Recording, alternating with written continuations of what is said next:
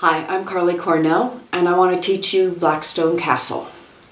The basic thing that you need to understand is that it's played on a grid. The letters Blackstone are unique so that each location on the grid can be identified with those letters. The B column, the T row, this spot here is a T. That matters because you're going to be fulfilling missions that give you instructions on how to manipulate this grid. For example, here it says on BE you need to have something that has a scout. Don't care about the faction, but it has to have the scout role. So if you look here on BE, I've got something that has a scout. This one says in the C column, I need to have a dragon. Don't care about the role. That's a rainbow also. That means it's wild. The S is for the advanced game, so you can ignore that for now. I'm going to get 3 victory points when I complete this card. I'm also going to get a wizard who is going to join my team. And this is a price for building more wizards, which I'll tell you a little bit about in more detail later. That's how you read a task card. This says BE Scout, which I happen to have, and C Dragon also happens to be there. So that would mean I could complete this card and put it into my tableau. That means that I can take an extra income on my turn. Instead of just 1 knight and 1 wizard, which is my base configuration, I can now get 2 wizards at the beginning of my turn as well as my knight. So that improves my ability to manipulate the board further. So it's building my engine. The way you manipulate the board to make things appear where you need them to be. For example, now I have a knight card that needs a spy on L, which I don't currently have. And I need a castle on C. Still wild? Okay. In order to manipulate these cards to get this to happen, my knights and my wizards can do specific tasks. For example, the knight can slide a vassal orthogonally, 1 space. He can also retain a vassal, which is I put a token down, take the card off the board. He's now in my tableau waiting for me, and I'll tell you why you want him later. And I can replace him from any of the 4 corners on the board. Let's say I need this one, so I'm going to bring it in. That's retaining a vassal. This card is a little out of date. The other thing that a knight can do for you is if you pay 2 knight tokens, you can get 1 card from any of these 3 piles.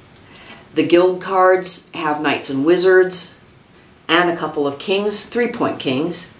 The power deck has mostly kings, some wizards, and some ploy cards. The kings in here are worth 4 points and the ploy cards are worth 5. In this deck we have kings and ploy cards. The kings are worth 5 in here, and the ploy cards are worth 6. So each of these becomes a little more difficult to do and a little more valuable to have. The wizard, what he can do is he can swap adjacent vassals. So if I've got them sitting next to each other, I can swap 2 like that, or like this, not diagonally. I can also flip a vassal. And the important thing is that if you look on the lower corner here, you can see that this tells you what is on the back side. You need to know that if you're making plans for how you're going to complete your next card. So, for example, remember I showed you this card. I don't currently, well, now I do have something with a spy on L, because I've been manipulating things, but I still don't have a castle here. I could get one by sliding one in this way, or if this card were available, I could flip it, because you saw down here, that tells me there's a castle on the back of this. I can flip it with my wizard, and now I have a C castle and an L spy. So that would complete a knight card. And then the knight card comes into my service down here. My wizard's here, and now I've got 2 knights and 2 wizards, which means that I can start my next turn with 2 knight tokens and 2 wizard tokens. That's very useful. So the objective is to build 21 points or more. The first person who gets to 21 points is going to trigger the end game, and then you will finish the round. That's why we have a first player marker, so that we can know who else needs to get a turn after somebody reaches 21. And then whoever has the most points at the end of that round is the winner. We also have tiebreakers: whoever's built the most ploy cards, then who's built the most king cards, who has built the most knight and wizard cards together. That would allow you to break a tie if you get to the same number of points. The king cards are your limits. That's the thing that is going to determine how many cards you can have in your tableau, how many in your hand. So it says you can only have effective 2 knights. Right now I have 2 kings, so my limit is 2. I can only have 2 cards in my hand. I can only have 2 tokens at the end of my turn for knights or for wizards, so I count each of those separately. And the retained vassals on my tableau, only 2. If I have built more than 1 wizard card, for example, I have here another wizard card. If I have built that, then he can sit here, but I don't get any income from him, and his points aren't valid until I've built another king. Let's find a king. Here's a king. If I build that, now I can hold 3 cards. I can get the income from 3 cards, and all of my points count. So that is how the limits work on the kings. And then we normally put our ploy cards underneath the order of events card, so you can read them and stack them up. Now, one of the things that you can see on here is when the card is stacked the way it would be in your tableau, you can still see this little symbol here. This castle captain here says that if I want a 3rd wizard in my group here, then I need to fulfill the requirements on the card, but I also need to pay an upcharge. I need to have a castle captain retained in my tableau that I can discard in order to pay for the upcharge for building a 3rd wizard. If I want a 4th one, I'm going to pay the castle captain and a dragon emissary. So there's an escalating cost for building in your tableau and increasing your engine as you go along. The ploy cards, you'll see none of these symbols appear down here. They don't actually work for you except to give you victory points. They have bigger points than anything else in the game, but that's what they're going to do for you, is they're going to show you victory points and nothing else. So that does not mean they aren't valuable. They're very valuable. So that is the basics of how you get things working. The objective, the cards. So let's do one more thing. Let's talk about how your turn runs. We have a card that we're calling Order of Events here that tells you how your play goes turn by turn. So if you look at this card, the first thing it says is recall intrigue agents. That doesn't matter on the first turn because you won't have set any, and I'll discuss that in a little bit when we get down to that. The second thing that you do is you muster your knights and wizards. That just means take your income.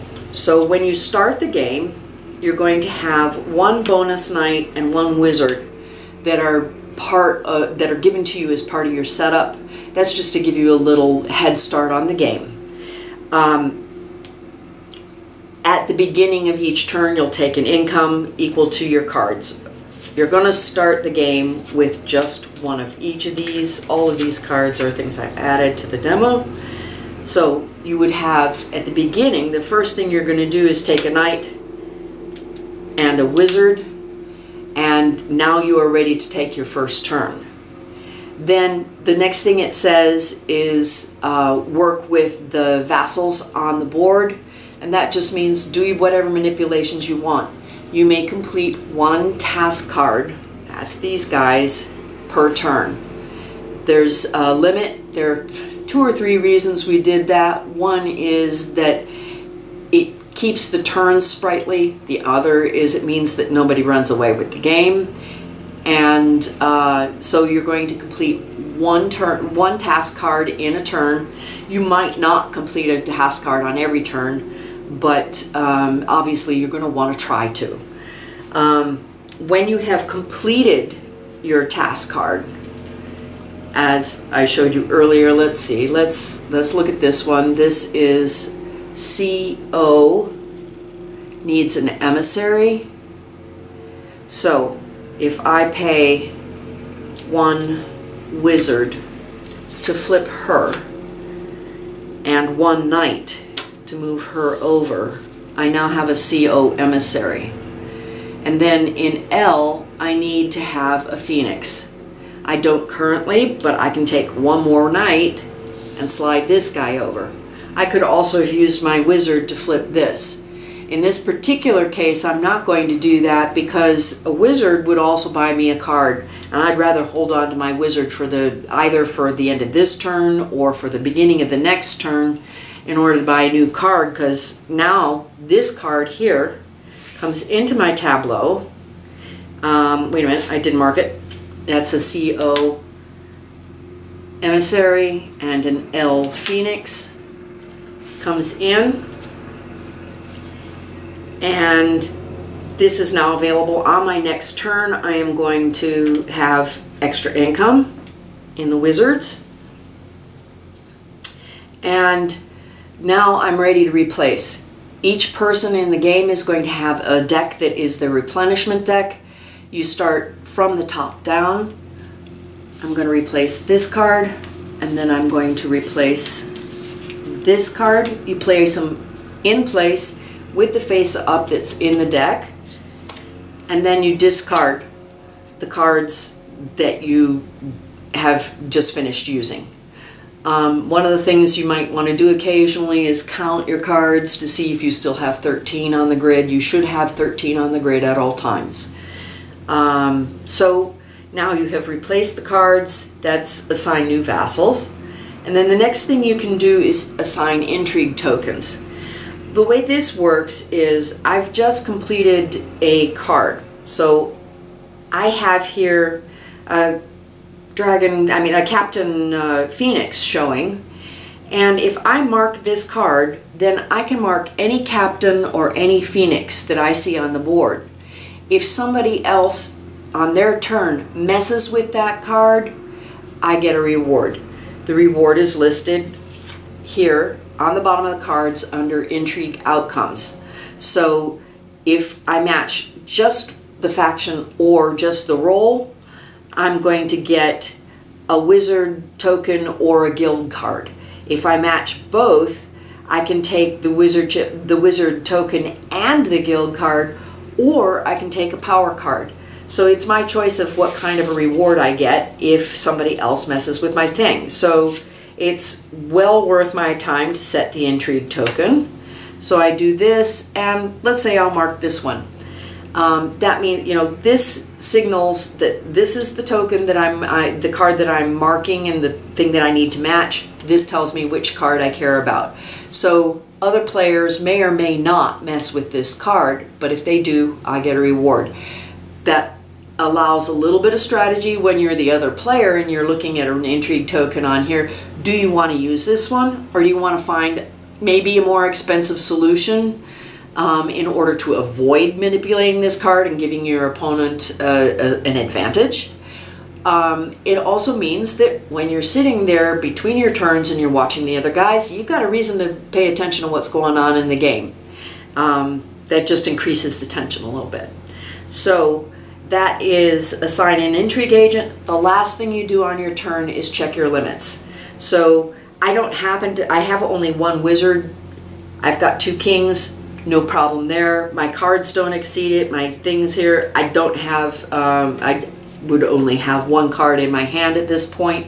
So I haven't exceeded my limits in any way. The thing that's good about that is it means that on the beginning of your turn, for example, my next turn, I'm going to take 2 wizards and a knight. I now have 3 tokens here. That's over my limit, but I don't care about that at any point in my turn except at the very end. Last thing I do before I turn my turn over is I check my limits. If I were still higher, I'd throw something away, but the message here is obviously spend those tokens if you can. So that is how your turn goes. You start the game with 2 guild cards in your hand. You can replace them at any time. I mean, you buy additional cards using your wizard tokens. That's the only other way, except if you get a reward from your intrigue agents to get a new card. So that's how it works.